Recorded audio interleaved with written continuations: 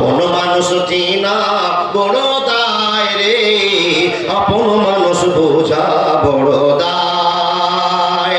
চাইলে তারে যায় না বলা, বুকের ভিতর কষ্টের মেলা। আপন মানুষ সবচেয়ে বেশি আপনকে কাঁদায়, আপনকে কাঁদায়। আপন মানুষ চিনা বড় দায় রে, আপন মানুষ বোঝা বড় দায়।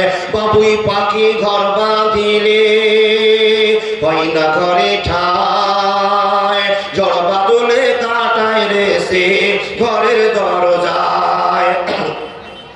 পারে না সে ছাড়তে মায়া, ছাড়ে না ঠিকানা। আমি হলাম পথের প্রতীক, সবই আমার জানা। সময় সুযোগ পেলে মানুষ আপনকে কাঁদায়, আপনকে কাঁদায়। আপন মানুষ চিনা বড় দায় রে, আপন মানুষ বোঝা বড় দায়। একবার জোরে বলুন সুবহানাল্লাহ। এতদিন পর্যন্ত আল্লাহর ভালোবাসাই চিনতে পারলাম না। এবার শুনে নেন, যেই দিন আপনার খাতাটা চেক শুরু হলো, আপনি যে মুসলমান, মুসলমানের কপালটা কি হয়েছে, খুলে গিয়েছে। আল্লাহ দয়া করেছেন আপনার খাতাটা চেক হবে। বন্ধু আমার, খাতা চেক হলো। একদিন নামাজ পড়েছেন তো একদিন কাউকে গাল দিয়েছেন, একদিন আপনি রোজা করেছেন তো কাউকে মিথ্যা কথা বলে জ্বর ঠকে নিয়েছেন। বন্ধুরা আমার, টোটাল রেজাল্ট চেক করা হলো। আর চেক করার পরে দেখা গেল আপনি একজন মুসলমান, 100 নাম্বার হলে আপনি জান্নাতে চলে যাবেন। কিন্তু না না না, 100 নাম্বার আপনার হয় না, 75 নাম্বার হয়ে গিয়েছে, 70 নাম্বার হয়ে গেছে, 80 নাম্বার হয়ে গিয়েছে। রব্বুল আলামিন এই ইমদাদুল বক্তার 80 নাম্বার হয়েছে, 100 না উঠলে কেমন করে জান্নাতের ঘোষণা পাবে? রব্বুল আলামিন বলছে, ইমদাদুলকে ঘটনা ঘটিয়ে দাও, খবর দিয়ে দাও, 20% সাজা জাহান্নামে কাটাতে হবে, না হলে জান্নাতে ঢুকতে পাবে না। মুসলমান, আপনাকে জাহান্নামে পাঠিয়ে দেওয়া হলো। 20% সাজা, 30% সাজা, 70% সাজা। যে যেমন কোয়ালিটি করে আল্লাহকে ভয় করেছেন, সাজা অনুপাত আপনার বিচার শেষ হয়ে যাবে। মুসলমানকে জাহান্নাম থেকে তুলে আনা হবে। আর তুলে আনার পরে নাহারে হায়াত বলে একটা জান্নাতের নহর আছে, ওই নহরে গোসল করে দিয়ে পিছন দিকে একটা সিঁড়ি দিয়ে জান্নাতে ঢুকে দেওয়া হবে। একবার জোরে বলুন না সুবহানাল্লাহ।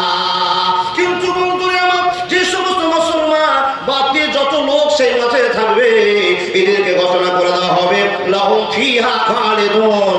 মুসলমান বাদে কেউ জাহান্নাম থেকে ছুটি পাবে না, পাবে না, পাবে না। তাহলে আপনি বলুন, এখন মুসলমান হয়ে লাভ হয়েছে না লস হয়েছে? মুসলমান একদিন জান্নাতে যাবে, কিন্তু সাজা কাটার পর, সাজা কাটার পর জান্নাতে যেতে হবে। কিন্তু অমুসলিমেরা, মুসলমান বাদে আর যে ধর্ম যারা মানে, তারা কোনোদিনই জান্নাতে যাবে না। তাহলে আমি মুসলমান হয়ে লাভ করেছি। এবার এখন আপনাকে বুঝাই, সবাই মুসলমান হতে পারবে না। এই কথাটা বোঝাতে গিয়ে আপনাকে উত্তর দিতে হবে। একটা লোক বলুন তো, হযরত মুহাম্মদের বাপ আব্দুল্লাহ জান্নাতে যাবে? পারবেন না কেউ বলতে?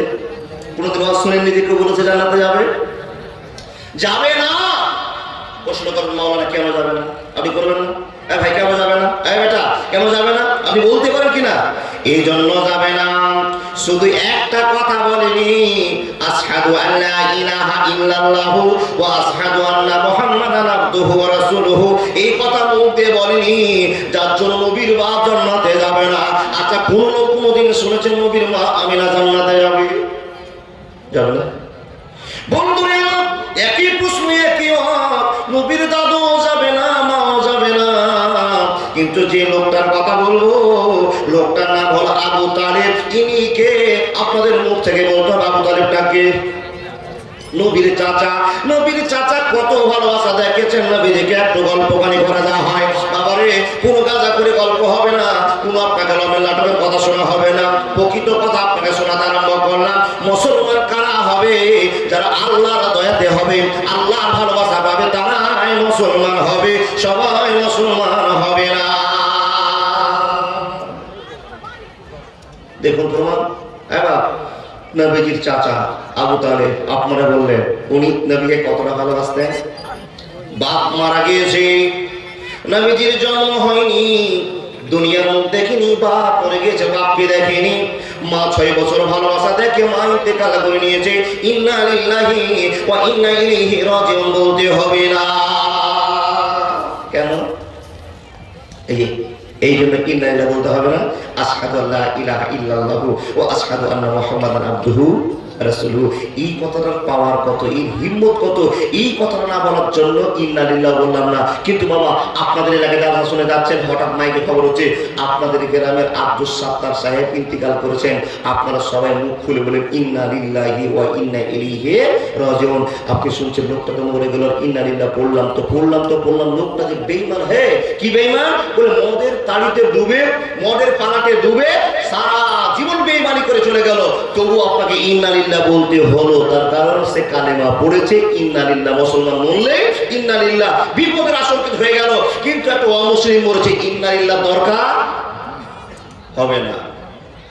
বাপ শুধু বুঝায় আপনাকে, বাপ মরে গেল, মা মরে গেল, নবীজি অনাদরে জীবন কাটাতে আরম্ভ করলেন। কেমন করে মানুষ হবে, কেমন করে থাকবো, কার কাছে ঘুমাবো, চিন্তা হয়ে গেল। বুড়া দাদু আব্দুল মুত্তালিব নাতিকে কোলে করে বলতে আরম্ভ করলো, ওরে আমার ভাই, মার চিন্তা করিস না, বাপের চিন্তা করিস না, যতদিন তোর দাদু খেতে পাবে তুইও পাবি, তোর মার মায়া বলতে হবে, বাপের মায়া বলতে হবে। নবীজির দিন কাটতে আরম্ভ হলো দাদুর কাছে। এ মুসলমান, কিন্তু হঠাৎ করে দাদুর মরণের খবর হয়ে গেল। দাদু মরে গেল, বিশ্বনবী একা হয়ে গেলেন, কার কাছে খাবে, কার কাছে থাকবে, নিরুপায় হয়ে গেলেন। 10 জন চাচা, আব্বা মরে গিয়েছে, আরো 9 জন বেঁচে আছে। বন্ধুরা এমন তো সময় একদম চাচা, তার নাম হলো আবু তালেব। আবু তালেব দৌড়িয়েছে ভাতিজাকে ধরে বলল, ভাতিজা তোমার কপালের চাকা লড়ে গিয়েছে, তোমার কপাল খারাপ হয়ে গিয়েছে, তুমি মার পেটে তোমার বাপকে হারিয়েছো, 6 বছর বয়সে তোমার মাকে হারিয়েছো, দাদুকে হারিয়ে দিয়েছো। ভাতিজারে তুমি চিন্তা করিও না, আমি চাচা যতদিন বেঁচে থাকবো তোমার অসুবিধা হবে না, হবে না, হবে না।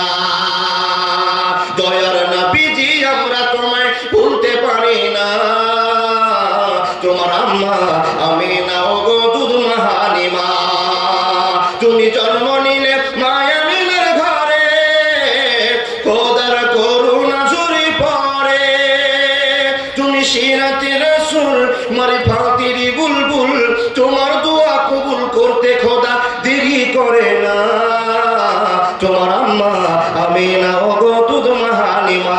একবার জোরে বলুন সুবহানাল্লাহ। কথাগুলো বুঝতে পারছেন তো বাবা?